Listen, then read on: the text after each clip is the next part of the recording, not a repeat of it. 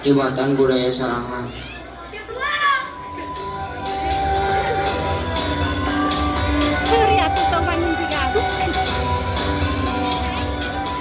Aduh, hanya ayeuna mah jarang pisan nonton wayang teh. Padahal wayang seru loh.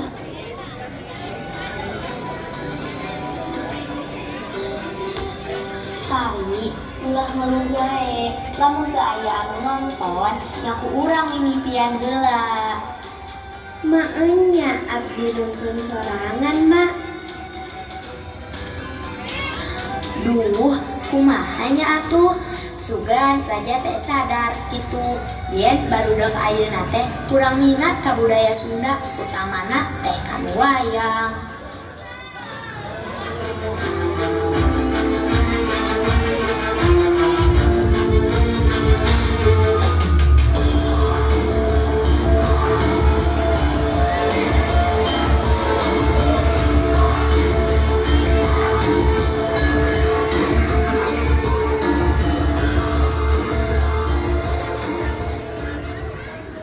Ieu barudak wayang golek teh lainna ukur hiburan hukun. Loba pisan isi piwurukna teh keur aranjeun.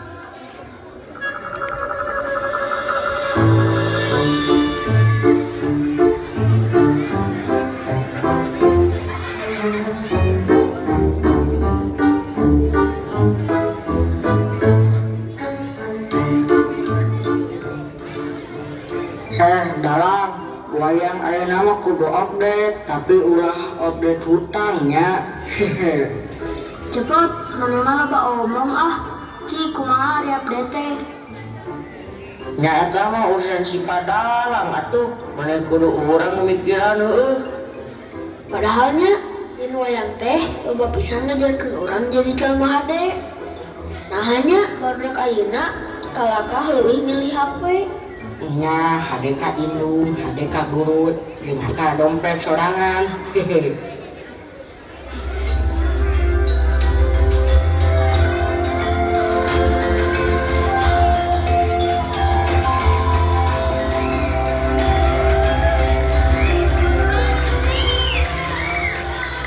Yo, kunaonnya di kampung orang barudak teh sok rame.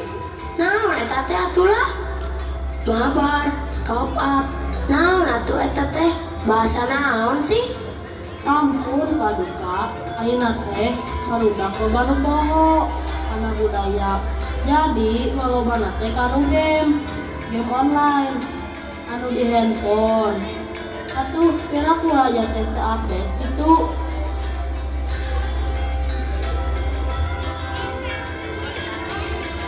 Paduka aja pakean ayeuna mah leuwih apal pasokan titik teu baca cerita wayangnya. Hah? Bahaya ieu mah euy. Paduka, pamimpin ge kudu memfasilitasi atuh ulangan saukur leuwas hungkul. Oh lah, ayeuna urang rek ngarutinkeun pagelaran seni wayang di kampung Sunda ieu unggal genep bulan sakali. Hade pisan Paduka.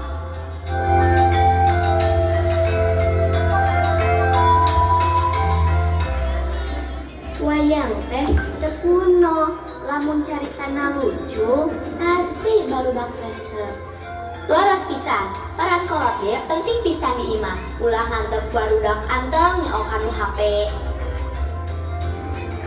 Tanpa peran urang sakabeh budaya Sunda teh wal hirup